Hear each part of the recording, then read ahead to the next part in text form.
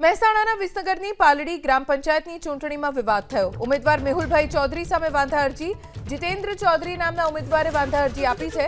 મેહુલ ચૌધરીએ પોલીસ ફરિયાદની વિગત છુપાવ્યાનો આરોપ લાગ્યો છે। મેહુલ ચૌધરીએ ફોર્મમાં મિલકતની વિગત છુપાવ્યાનો આરોપ લાગ્યો છે। મેહુલ ચૌધરી દૂધસાગર ડેરીમાં ટેન્કરનો કોન્ટ્રાક્ટ હોવાનો દાવો કરવામાં આવ્યો।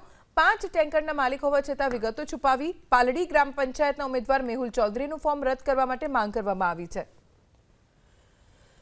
જીતેન્દ્ર ચૌધરી નામના ઉમેદવારે દાવો કર્યો છે કે મેહુલ ચૌધરીએ પોલીસ ફરિયાદની વિગત છુપાવી છે। ફોર્મમાં મિલકતની વિગત પણ છુપાવી છે। તેમની પાસે ટેન્કરનો કોન્ટ્રાક્ટ હોવા છતાં તેની પણ વિગત છુપાવી છે।